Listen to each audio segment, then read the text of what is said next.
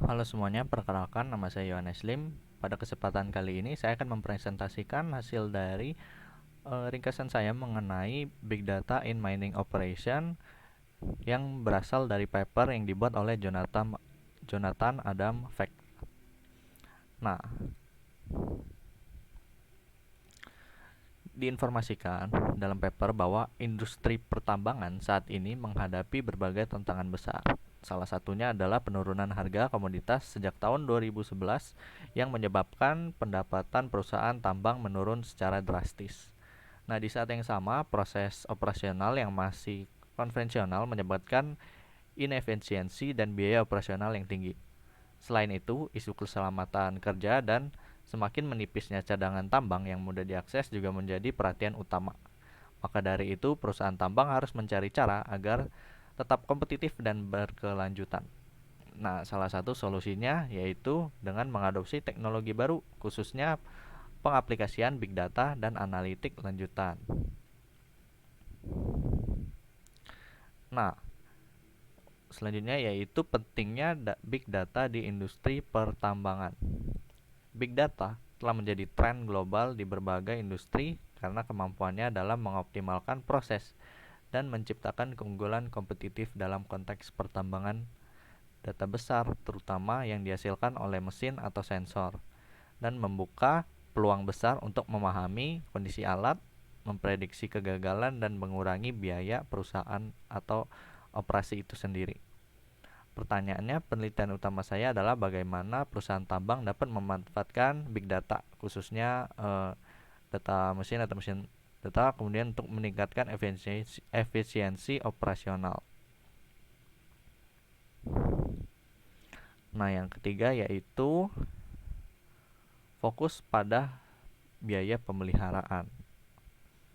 Nah, tesis ini secara khusus fokus pada biaya pemeliharaan atau maintenance karena ini merupakan kontributor terbesar dalam biaya operasional tambang. Melalui wawancara dan studi kasus di perusahaan tambang, didapatkan dari paper bahwa pemeliharaan reaktif dan terjadwal masih dominan, yang berarti biaya tinggi, downtime yang panjang, dan resiko kerusakan mendadak.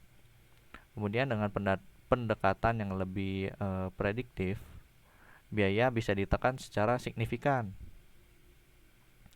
Kemudian juga ada pemeliharaan prediktif sebagai solusi. Nah, pemeliharaan prediktif ini memanfaatkan big data dan teknologi IoT atau Internet of Things untuk mencegah kerusakan mesin, yang dapat menurunkan biaya pemeliharaan hingga 30% dan mengeliminasi 70% kerusakan. Dengan sensor pintar atau smart, mesin dapat dipantau secara real time dan data yang dikumpulkan memungkinkan kita untuk memprediksi kapan sebuah komponen akan rusak, sehingga pemeliharaan atau maintenance bisa dilakukan sebelum terjadinya failure atau kegagalan mesin. Kemudian efisiensi dibandingkan overhaul berkata dengan penghematan hingga 12% atau penghematan sekitar 12% dibandingkan dengan overhaul yang terjadi. Contoh perusahaan seperti Donner Group sudah berhasil mengimplementasikan pendekatan ini dan merasakan dampaknya.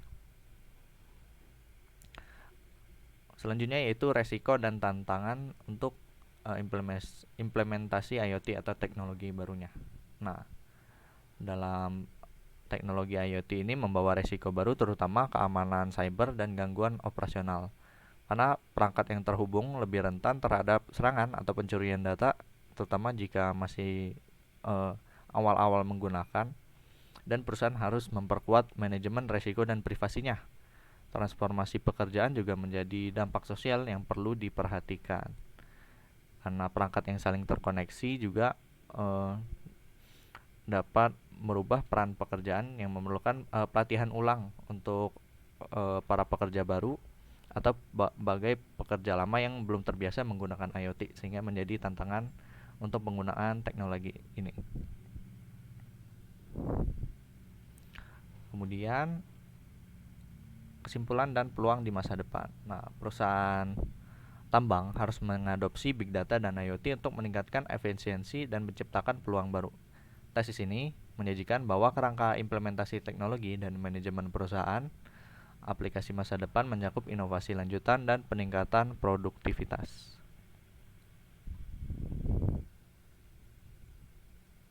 Selanjutnya yaitu teknik machine learning dan data mining yang digunakan.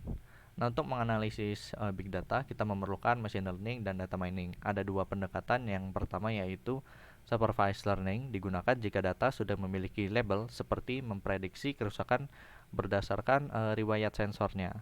Kemudian ada juga unsupervised learning yang digunakan data jika belum terlabel. Contohnya untuk mengelompokkan mesin berdasarkan pola penggunaan. Kemudian teknik yang digunakan yaitu antara lain seperti klasifikasi, regresi, decision tree, dan clustering, seperti algoritma K-means untuk menemukan pola tersembunyi. Nah, untuk decision tree sendiri memetakan variabel input untuk membuat keputusan atau prediksi. Struktur berbentuk pohon dengan simpul pengujian dan data dan daun hasil akhirnya. Kemudian untuk clustering sendiri mengelompokkan data tidak berlabel berdasarkan kemiripan, seperti algoritma populer yang sering digunakan yaitu K-means. Ini cocok untuk pengenalan pola dan analisis data berskala besar. Selanjutnya yaitu pengenalan pola dan deteksi anomali. Nah, pengenalan pola dalam big data pertambangan yaitu untuk optimasi proses ekstraksi. Dengan analisis data historis, perusahaan dapat mengidentifikasi pola dalam teknik eksplorasi dan ekstraksi sehingga mampu meningkatkan produktivitas tambang. Kemudian ada juga prediksi kinerja mesin, data operasional alat berat, dan mesin dapat dianalisis untuk mengenali pola penggunaan serta memprediksi kapan maintenance diperlukan atau perawatan diperlukan untuk menghindari downtime yang merugikan operasi dalam perusahaan. Kemudian ada analisis geologi dan mineralogi yang dapat memproses data hasil ekstraksi. Sistem dapat menemukan pola distribusi mineral yang membantu menemukan area eksplorasi yang lebih menguntungkan. Selanjutnya yaitu deteksi anomali dalam big data pertambangan, yaitu ada keamanan dan keselamatan. Sensor dan data real time dari lokasi tambang digunakan untuk mendeteksi anomali seperti peningkatan kadar gas beracun dan potensi terjadinya longsor, sehingga tindakan pencegahan dapat dilakukan lebih cepat dengan memanfaatkan big data. Kemudian deteksi fraud dan penyimpangan operasional. Big data dapat digunakan untuk menemukan pola data transaksi yang mencurigakan dan penyimpangan dalam rantai pasokan untuk mencegah kerugian finansial bagi perusahaan. Ini di luar dari proses pertambangan, yaitu penjual belian pertambangannya sendiri, hasil pertambangan. Kemudian ada pemantauan lingkungan. Sistem dapat mendeteksi anomali dalam lingkungan seperti tadi longsor, bencana alam dan sebagainya, dan juga seperti perubahan kadar polusi atau dampak eksploitasi terhadap ekosistem sekitar tambang, sehingga perusahaan tidak istilahnya dimarahkan atau didemo oleh masyarakat karena merusak ekosistem, sehingga ada batasan kapan tambang tersebut dapat beroperasi. Selanjutnya yaitu implementasi dan manajemen perubahan. Nah, agar teknologi ini bisa diterapkan dengan sukses diperlukan pendekatan manajemen perubahannya sendiri. Ada 3 yang diberikan pada paper, yaitu model Letwin, unfreeze, change, refreeze sebagai kerangka besarnya sendiri dari model Lewin ini. Kemudian ada penilaian awal terhadap teknologi dan proses, ada sangat penting. Kemudian analisis gap membantu menjembatani kondisi ini dan kondisi yang ideal. Kemudian untuk pengukuran kinerja dan pengembalian investasi ROI, yaitu nilai finansial dikurangi biaya investasi dibagi biaya investasi. Nah, ROI ini memberikan gambaran seberapa besar keuntungan yang diperoleh dibandingkan dengan jumlah dana yang diinvestasikan. Semakin tinggi nilai ROI, maka semakin menguntungkan investasi tersebut. Nah, indikator kualitatif dan kuantitatif digunakan untuk mengevaluasi investasi yang terjadi. Kemudian ada proyek pencontohan, yaitu pilot project untuk menguji teknologi dalam skala kecil untuk mengurangi resiko yang terjadi.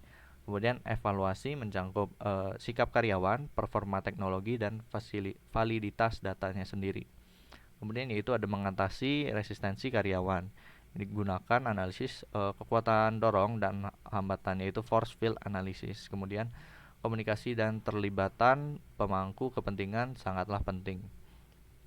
Kemudian ada perbaikan dan adaptasi berkelanjutan, yaitu maintenance untuk evaluasi berkelanjutan untuk menyesuaikan apakah kondisi pasar dan teknologi baru ini dapat digunakan dan dapat optimal digunakan di perusahaan ini. Kemudian keberhasilan perlu dirayakan agar perubahan integrasi dalam budaya organisasi, sehingga para pekerja tidak terlalu diperuntukkan untuk bekerja terus sehingga tidak stres. Jadi diperlukan suatu perayaan jika suatu proyek itu sudah terjadi atau sudah selesai.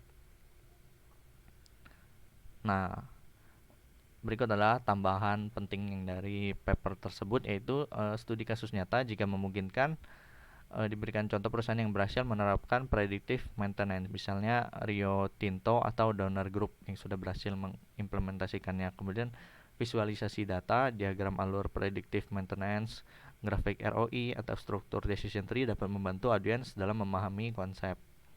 Kemudian ada aspek berkelanjutan seperti sustainability ini, penerapan big data dan efisiensi juga mendukung pengurangan limbah dan emisi.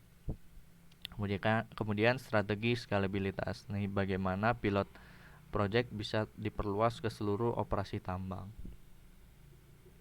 Nah, kesimpulannya sendiri yaitu big data dan IoT memiliki potensi besar untuk mentransformasi industri pertambangannya sendiri, yaitu dalam pemeliharaan prediktif. Contoh nyatanya memberikan efisiensi, keselamatan, dan keuntungan dari finansial tersebut. Teknologi ini juga memungkinkan analisis data yang lebih mendalam, seperti pemeliharaan pelaratan secara prediktif serta pemantauan keselamatan dan lingkungan secara real time. Dengan informasi yang lebih akurat, perusahaan dapat membuat keputusan yang lebih cepat dan mengurangi resiko operasional yang tidak terduga. Perusahaan tambang juga lebih cepat beradaptasi dan akan lebih unggul untuk berkompetisi. Di masa depan, integrasi teknologi baru, evaluasi keberlanjutan, dan adaptasi terhadap perubahan akan menjadi kunci sukses dalam perusahaan tambang ini sendiri. Sekian presentasi dari saya. Untuk papernya saya berikan di link berikut, saya dapatkan juga di link berikut. Kemudian jika ada pertanyaan silakan ditanyakan, dan mohon maaf jika ada kesalahan kata. Sekian presentasi dari saya, terima kasih.